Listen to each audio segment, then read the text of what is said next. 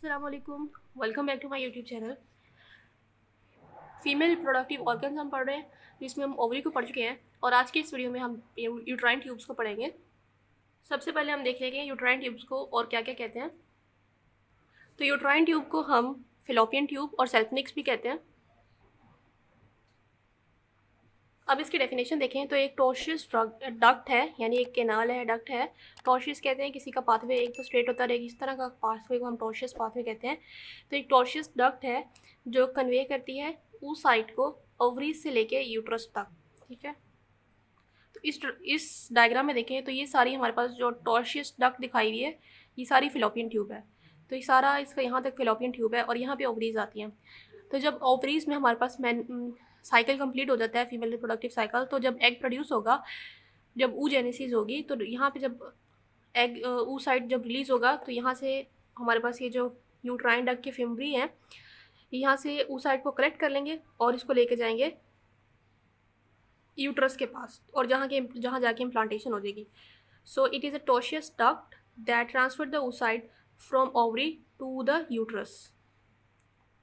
अब अगर हम देखें ये लोकेशन इसकी सिचुएशन किधर होती है, ये सिचुएटेड, तो ये free margin of upper border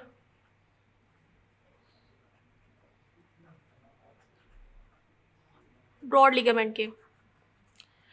अब ब्रॉड लिगामेंट को जब हम यूट्रस पढ़ेंगे तो डिटेल से पढ़ेंगे ब्रॉड लिगामेंट क्या होता है। तो ये इस डायग्राम में देखें तो ये हमारे पास जो ब्लू कलर से दिखाया हुआ है ये ब्रॉड लिगामेंट है और ये ब्रॉड लिगामेंट का अपर मार्जिन है, अपर फ्री मार्जिन है। तो यहाँ पे हमारे पास पड़ी हुई है फिलोपियन ट्यूब, यहाँ पे यूट्राइन ट्यूब। अब हम फेलोपियन ट्यूब की डायमेंशंस देखें तो कितना लंबा होता है, ये 10 सेंटीमीटर लॉन्ग होता है। ठीक है, अब हम इसकी जब हम पार्ट्स पढ़ेंगे तो हम बताएंगे कौन सा पार्ट कितना लंबा है, इसलिए ये 10 सेंटीमीटर याद रखना ज़रूरी है। अब अगर सब डिवीजन्स देखें तो यानी फिलोपियन ट्यूब के आगे सब डिवीजन्स है।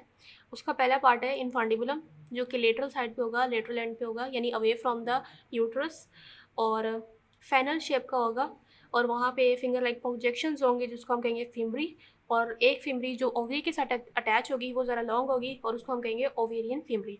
तो ये पॉइंट्स इनफांडिबुलम में हम याद रखेंगे। तो इस डायग्राम में देखें ये वाला जो एंड है जो कि हमारे पास लेटरल एंड है और ये फैनल शेप होगा और यहाँ पे ये हमारे पास फिम्बरी दिखाई हुई है, यानी फिंगर लाइक प्रोजेक्शंस दिखाई हुई हैं, और एक फिम्बरी जो है बड़ा है जो कि ओवरी के साथ अटैच होगा उसको हम ओवेरियन फिम्बरी कहेंगे। अब अगर हम देखें तो इनफंडिबुलम से जो मीडियल साइड पे होगा वो क्या होगा, एम्पुला पार्ट होगा। Ampullar part lies medial to infundibulum और इसकी लेंथ बताई गई है, ये 6 to 7 सेंटीमीटर लॉन्ग होता है। ये थिन होता है और ये भी टॉर्शियस होता है, यानी इसकी भी ऐसी होती है।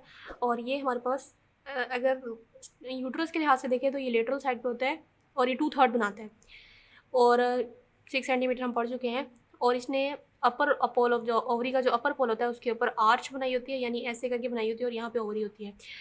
इसके अलावा अगर डायमीटर देखें तो इसका 4 मिलीमीटर इन डायमीटर होता है और ये वो वाली साइट है जहाँ पे फर्टिलाइजेशन होगी, यानी स्पर्म और जो है हमारे पास उस साइट यहाँ पे आके मिलेंगे। तो ये साइट फॉर फर्टिलाइजेशन है। तो अब ये वाला जो पार्ट है सारा जो कि हमारे पास एम्पुला है और ये मीडियल है, इसके इनफंडिबुलम के मीडियल है, लेकिन यहाँ से देखें तो ये लेटरल 2/3 पार्ट बनाता है। इसके अलावा यहाँ पे ये साइट फॉर फर्टिलाइजेशन है, ये 6 to 7 सेंटीमीटर लॉन्ग होता है और उसका डायमीटर 4 मिलीमीटर होता है। और यहाँ पे ये ओवरी है और इसने इसके ऊपर आर्च बनाई हुई है। अब नेक्स्ट पार्ट जो है इस्थमस है, जो कि मीडियल पार्ट होता है, यानी यूट्रस के करीब होता है, ये मीडियल 1/3 बनाता है और इसकी लेंथ 2 से 3 सेंटीमीटर होती है और ये हमारे पास नैरो होता है, राउंड होता है और कॉर्ड लाइक होता है। ठीक है, तो ये वाला जो हिस्सा है हमारे पास इसको इस्थमस कहेंगे, जो कि 2 से 3 सेंटीमीटर होगा और ये कॉर्ड लाइक, नैरो है और राउंड है। अब ये जो हमारे पास ये मीडियल 1/3 पार्ट बनाएगा, जबकि जो एम्पुला था इसने लेटरल 2/3 पार्ट बनाया था। अब हमारे पास इस्थमस से आगे यहाँ पे होगा इंट्राम्यूरल पार्ट, जिसको हम इंटरस्टिशियल पार्ट या फिर यूट्राइन पार्ट भी कहेंगे, जो कि यूट्रस के बिल्कुल पास होगा और ये हमारे पास 1 सेंटीमीटर लॉन्ग होगा जस्ट। तो लास्ट पार्ट हमारे पास कौन सा है, इंट्राम्यूरल पार्ट, इंटरस्टिशियल पार्ट या यूट्राइन पार्ट, जो कि हमारे पास यूट्रस की साइड पे होता है और ये यूट्राइन ऑस्टियम के जरिए ओपन होता है, जो कि सुपीरियर वॉल जो होती है यूट्रस की उसके अंदर लोकेटेड होता है और ये 1 सेंटीमीटर लॉन्ग होता है। ठीक है, उसके बाद कोर्स या फिर रिलेशन में देखें तो हमारे पास यूट्राइन ट्यूब ने आर्च बनाई होती है ओवरी के ऊपर, और ये रिलेटेड होता है लेटरल पेल्विक वॉल से, और यहाँ पे मीजोसाइफिनिक्स भी होता है।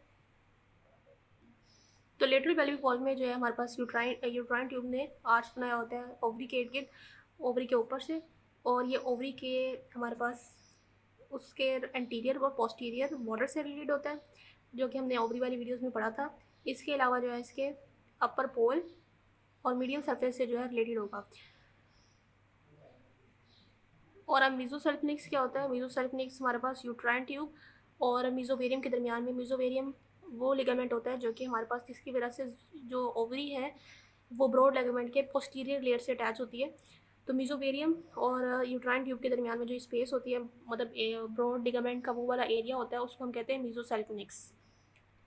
Meso for mesovarium and salpinx for uterine tube.